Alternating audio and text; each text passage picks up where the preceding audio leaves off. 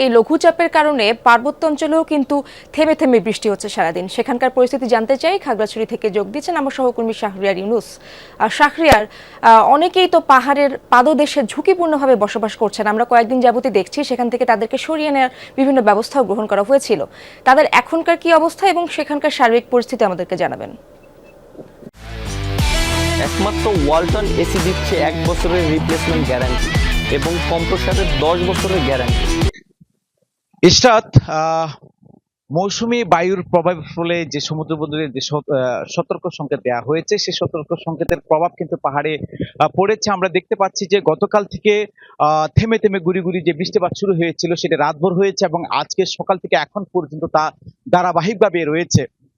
এই বৃষ্টিপাতের ফলে যে এখানে পার্বত্য চট্টগ্রাম একটি পাহাড় ধসের একটি কারণ থাকে, সেটি সংখ্যা যখন টানা বৃষ্টিপাত হতে থাকে তখন এই পাহাড় ধসের সংখ্যাটা বহুগুণ বাড়িয়ে দেয়। সেক্ষেত্রে প্রশাসনের পক্ষ থেকে যে সকল পাহাড়ের পাদদেশে ঝুঁকিপূর্ণ পরিবার বসবাস করে তাদেরকে সরিয়ে নেওয়ার জন্য বিভিন্ন উদ্যোগ কিন্তু আমরা দেখতে পাই। তবে গতকাল আজকে যে বৈরী আবহাওয়া ছিল সে ধরনের কোনো ধরনের উদ্যোগ আমরা দেখতে পাইনি। অর্থাৎ খাগড়াছড়ি জেলা শহরের যে শালবাগান রয়েছে, সবুজবাগ রয়েছে, কুমিল্লা টিলা এলাকা রয়েছে, এইসব জায়গায় বেশ কয়েক শত পরিবার পাহাড় ধসের ঝুঁকিতে রয়েছে।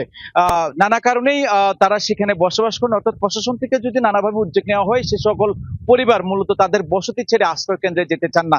এরপরও আমরা প্রশাসনের সাথে যোগাযোগ করার চেষ্টা করছি যে এই ধরনের বৃষ্টিপাত অব্যাহত থাকলে যারা পাহাড় ধসের ঝুঁকিতে রয়েছেন সেসব পরিবারগুলোকে সরিয়ে নেওয়ার জন্য তাদের কি কি উদ্যোগ থাকছে সেই বিষয়গুলো নিয়ে আমরা প্রশাসন এবং সংশ্লিষ্ট যারা পৌর কর্তৃপক্ষ রয়েছে তাদের সাথে যোগাযোগ করার চেষ্টা করছি। তবে প্রশাসনের পক্ষ থেকে বরাবরই একটি অজুহাত থাকে যে বৈরী আবহাওয়া থাকলে পাহাড়ের পাদদেশে ঝুঁকিপূর্ণ যে সকল পরিবার থাকে তাদেরকে সরিয়ে নেওয়ার জন্য বলা হলেও মূলত অনেকে যেতে চান না।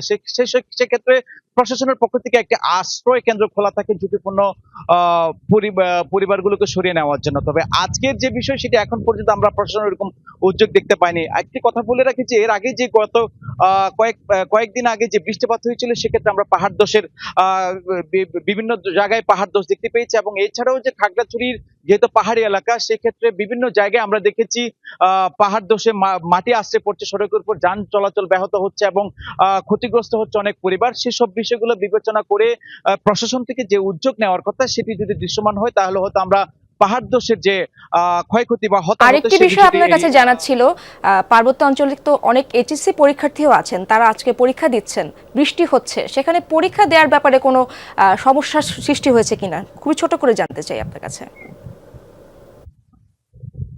হ্যাঁ ইশরাত, যদি খুব ছোট করে বলি তাহলে সেক্ষেত্রে আজকে যেহেতু সকাল থেকে একটু বৈরী আবহাওয়া ছিল সেক্ষেত্রে যারা এইচএসসি পরীক্ষার্থী ছিল তাদের আসলে স্ব কেন্দ্রে যেতে একটু ব্যাক পেতে হয়েছে। অর্থাৎ একদিকে শহরের বৃষ্টিপাত হওয়ার কারণে স্বাভাবিক যে জীবনযাপন সেখানে যেমন ছন্দপতন ঘটেছে, তেমনি করে যেহেতু বেশিরভাগ টমটম, রিক্সা এবং মোটরসাইকেলে করে পরীক্ষার্থীরা তাদের কেন্দ্রে গিয়েছেন সেক্ষেত্রে একটু যানজট এবং পরীক্ষার কেন্দ্রে অর্থাৎ খাগড়াছড়ি সরকারি মহিলা কলেজ এবং খাগড়াছড়ি সরকারি উচ্চ বিদ্যালয় এবং সহ যে সকল পরীক্ষা কেন্দ্র রয়েছে সে সকল কেন্দ্রে যাতায়াতে পরীক্ষার্থীরা একটু ব্যাক পেতে হয়েছে। অনেক ধন্যবাদ আপনাকে শাহরিয়ার।